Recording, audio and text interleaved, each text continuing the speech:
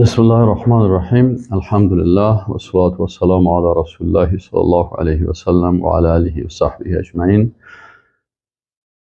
قسم سوم در توحید در عبادات قلبی، توحید در صدق است. صدق در لغت به معنای راستی و در اصطلاح استواء السر والعلانیت والظاهر والباطن. میگه در اصطلاح مساوی بودن چیزهایی که سری هست پیش انسان و چیزهایی را که انسان علنی میکنه. خود انسان باید بفهمه که آنچه که در خفا میکنم و آن چیزی که ما آشکار میکنم هر دوش مساوی هست، و یا ای که علنا خوب آدم هستم اما در سر کارهای زشت میکنم. پس در اینجا در صدق انسان با الله مشکل است. و الظاهر و الباطن، آیا ظاهر ما با باطن ما یک چیز است؟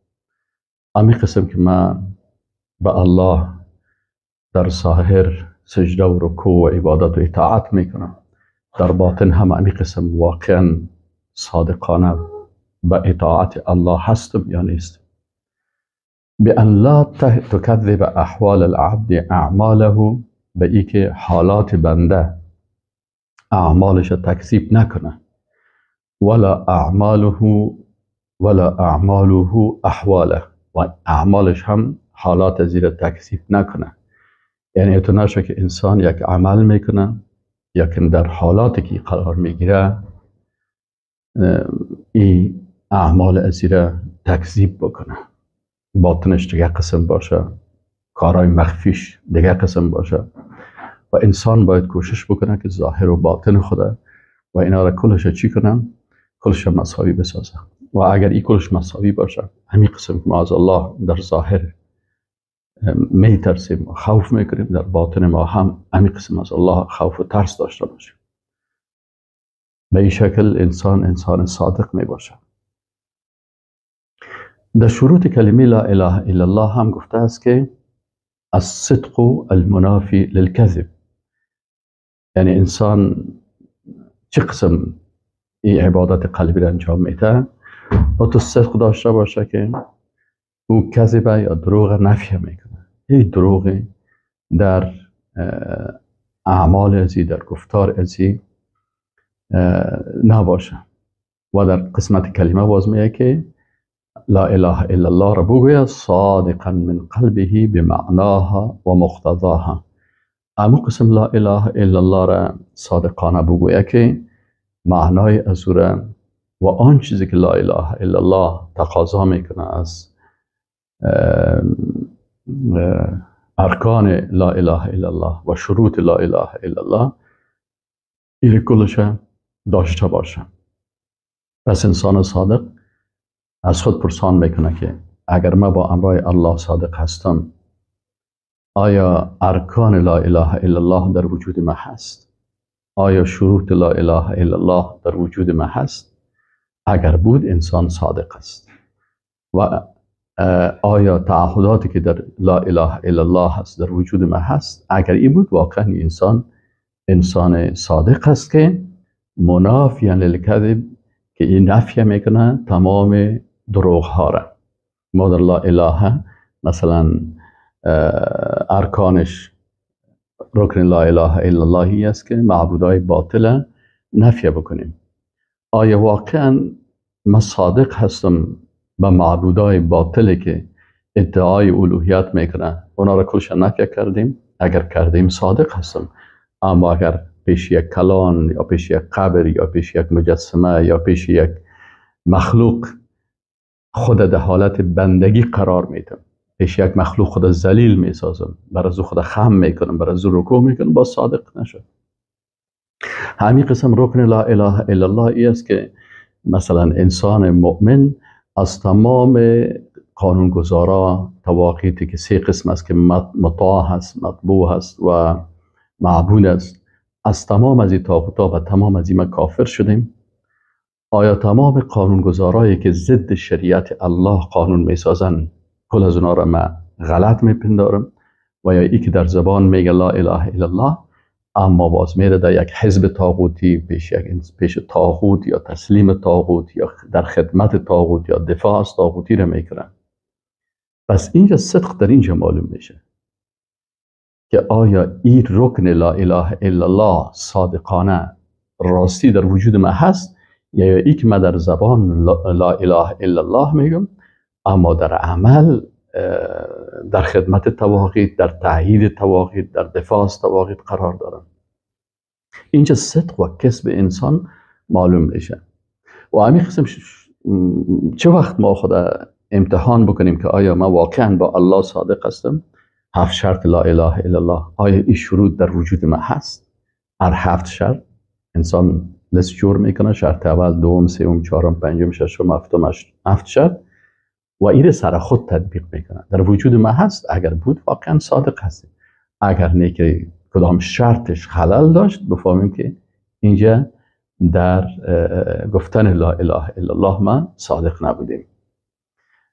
و همین قسم تعهدات است در لا اله الا الله. 3 تعهد است که یا الله بغیر از ذات تو من کسی دیگر عبادت نمیکنم. آیا در این تعهد خود من صادق هستم؟ همین قسم مثلا یا الله بغیر از شریعت تو حکم دیگی، قانون دیگی را نه اطاعت میکنم، نه قبول میکنم، نه بالای دیگرها تطبیق میکنم. همین شرط، همین تعهد در وجود من هست. اگر هست من صادق هستم، اگر نیست در کذب هستم. در محمد رسول الله صلی الله علیه و سلم وقتی که میگیم که یا الله رهبر ما و اسوه ما و رهبر طریقت ما رسول الله صلی الله علیه و سلم است، آیا من صادق هستم در کل اعمال زندگیم بر روش رسول الله صلی الله علیه و سلم عمل میکنم؟ اگر بود من صادق هستم، اگر نبود اینجا باز صادق نیستم. دلیل از قرآن عظیم شان، الله متعال میگه که احسب الناس ان یترکوا، آیا گمان میکنن مردم که ترک کرده شوند ان یقولوا آمنا، ای که بگوین ایمان آوردیم با هم لا یفتنون و اونا امتحان نشه.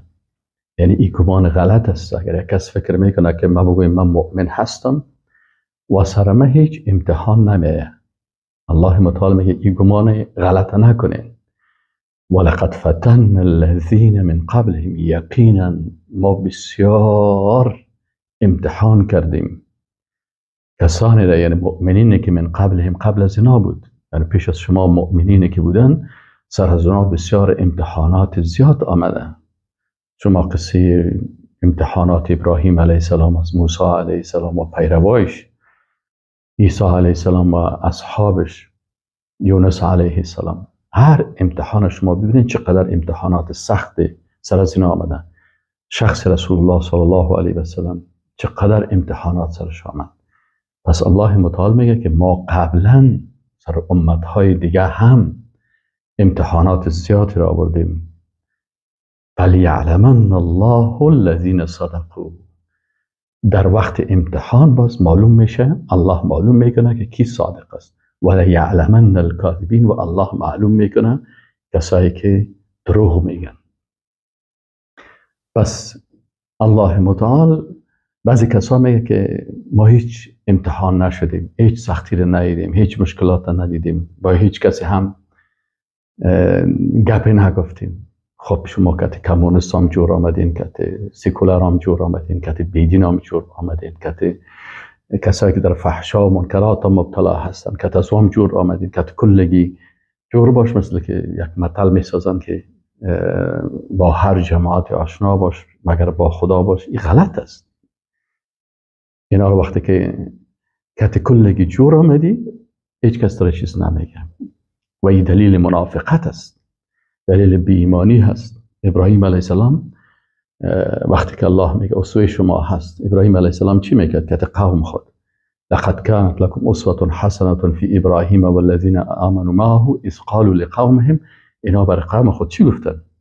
انا براء منکم و مما تعبدون من دون الله، ما از شما بیزار هستیم و از آنچه که شما بغیر از الله عبادت میکنین. کفرنا بکم، ما بر شما کافر شدیم. و بدأ بیننا و بینکم العداوة والبغضاء، و در بین ما و شما عداوت و دشمنی و بدبینی پیدا هست. حتی تؤمنوا بالله وحده، تا زمانی که شما الله را به وحدانیتش عبادت بکنین. خب اگر ابراهیم علیه السلام در مقابل بت پرستا قرار نمی گرفت، در مقابل طاغوت که در وقت ازی بود هامان و شداد اینا قرار نمی گرفت، پس ابراهیم علیه السلام اسوه بر تمام بشریت گفته می شد. این چی است؟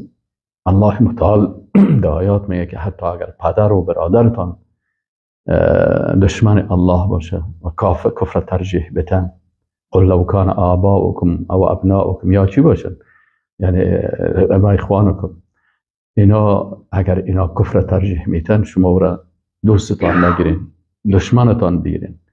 پس اینجا هست که این امتحانات برای انسان مؤمن صادق میآید که راست باشه. خب دلیل صدق در احادیث رسول الله صلی الله علیه و سلم چه قسم است؟ امام نسائی رحمه الله میگه که عن شداد ابن حاد، میگه شداد ابن حاد میگه ان رجلا من الاعراب جاء الى النبي صلی الله علیه و سلم، یک اعرابی، یک بادیه نشین، کوچی ما و شما میگیم، این پیش رسول الله صلی الله علیه و سلم آمد. فآمن به، به رسول الله صلی الله علیه و سلم ایمان آورد، و اتبعوا، و از رسول الله صلی الله علیه و سلم متابعت کرد. ثم قال، میگه باز گفت که اهاجر معک، ای رسول الله صلی الله علیه و سلم، من میخوایم امرای تو هجرت بکنم. فاوصى به النبی صلی الله علیه و سلم بعد اصحابه، رسول الله صلی الله علیه و سلم بعد از صحابه را توصیه کرد که امرای شما همکاری بکنید. فلما كانت غزوه، میگه یک غزوه شد، جهاد شد. غنم النبی صلی الله علیه و سلم سبیا، میگه رسول الله صلی الله علیه و سلم یک تعداد چیزهای را، سبایای را غنیمت گرفت، انسانها را، مالی گپارم.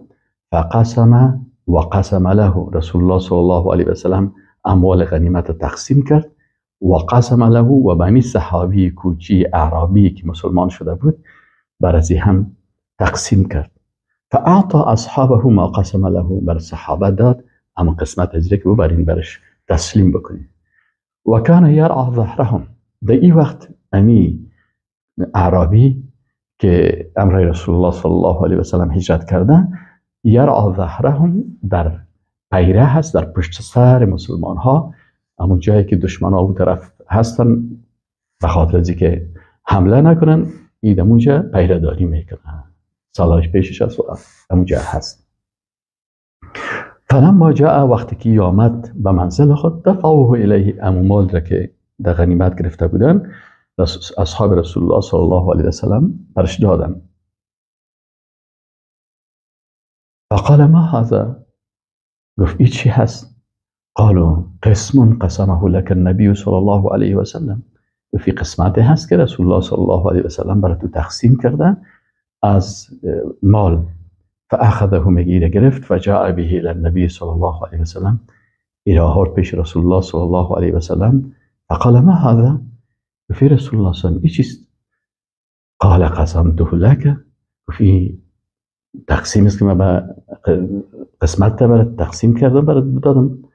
قال ما على هذا اتبعتك، ما متابعت تو را سرازی نکرده بودم که من مال بگیرم، لكن ما اتبعتك على ان ارمى الى ها هنا، میگه من متابعت تو را کردم که ما زده شوم الى ها هنا، و اشار الى حلقه بسهم، میگه با یک تیری که در دست خود داشت به حلق خود اشاره کرد که در اینیم امید تیر بخوره.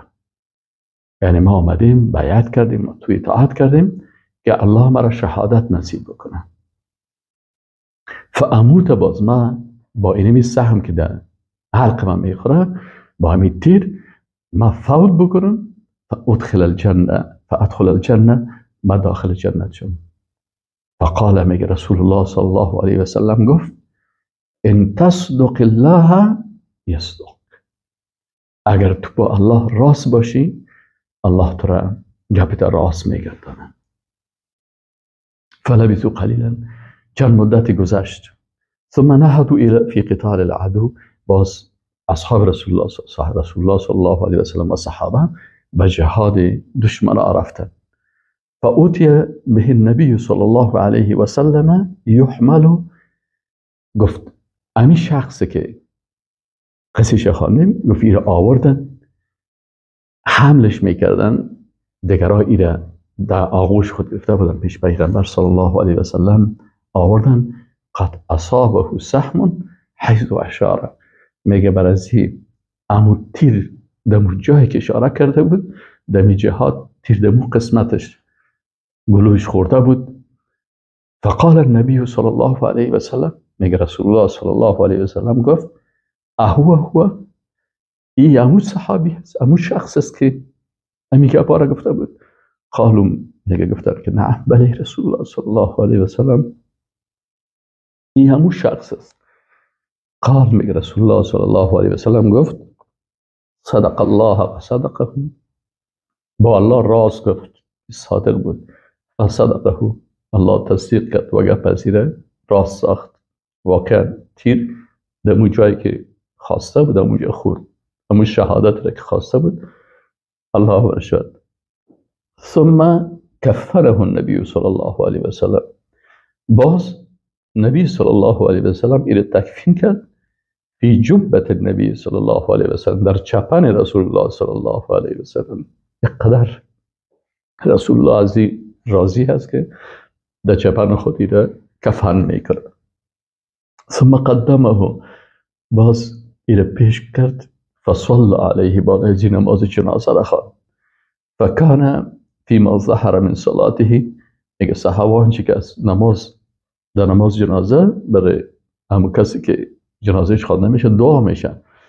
میگه صحابه گفتن آنچه که از صدای رسول الله صلی الله علیه و سلم در اینجا دعاهایی که کرد این بود که اللهم هذا عبدک، یا الله این بنده توست، خرج مهاجرا فی سبیلک، در راه تو هجرت کرد، فقتل شهید، پس به شهادت رسید. انا اشهد علی ذلک، یعنی رسول الله صلی الله علیه و سلم میگه من شهادت میتونم به این چیزی که ای کرده، صادق بود، راستگو بود و الله همراهش مقسم معامله کرد. این دلیل صدق یک انسان است که کسی با الله صادق باشه. انسان صادق کی هست که در اقوال خود، در سخنهای خود صادق باشه، در اعمال خود صادق باشه و در حالات زندگی آشکار و مخفی، در هر حالات ظاهر و باطن کلش چی باشه؟ با الله صادق باشه. بتونه که مثلا ظاهر یک چیز باشه در باطن دیگر چیز باشه. دلیل از اقوال سلف و علمای اسلام، سلف صالح و علمای اسلام چی دلیل میگیرن؟ شیخ الاسلام ابن تیمیه رحمه الله میگه اخبر فی کتابه ان الصدق فی الایمان لا یکون الا بالجهاد فی سبیله.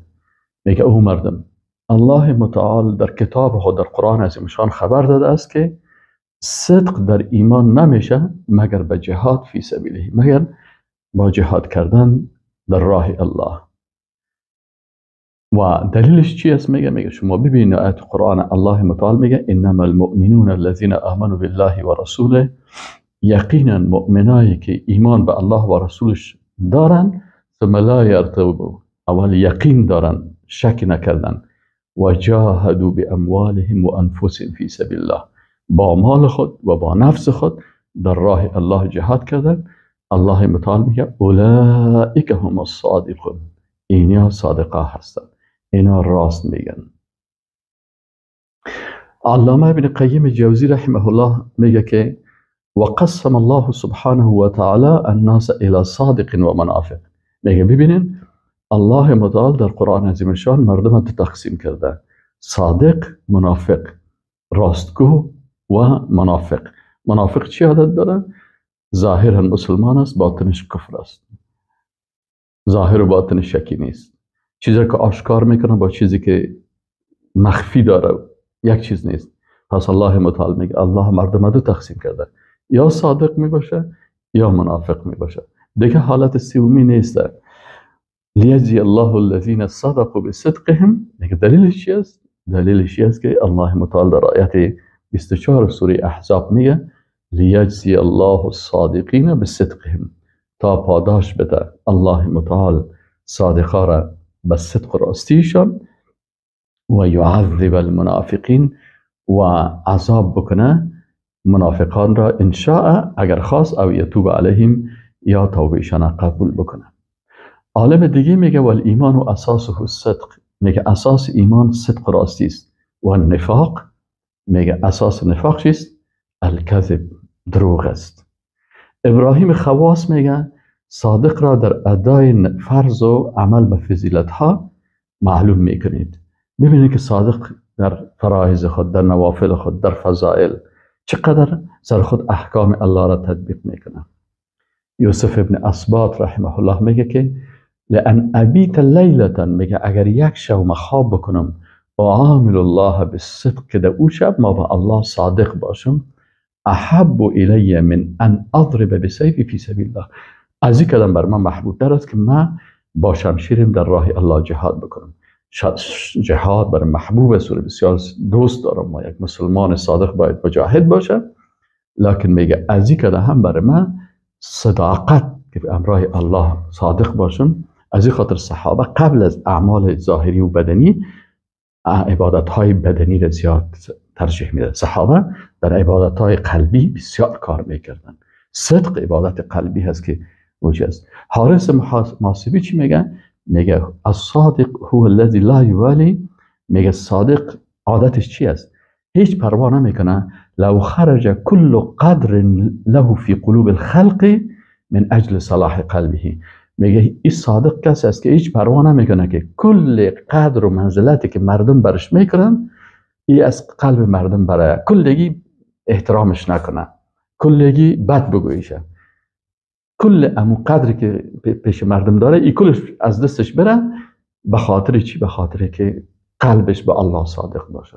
واقعا وقتی انسان با الله صادق باشه، زیاد مردم ها سرش تبصره میکنه، بدگویی میکنه، میگه که مثلا سابق داره خوش داشتیم ولی که حال خوش ما نمی، حال دوستت نداریم.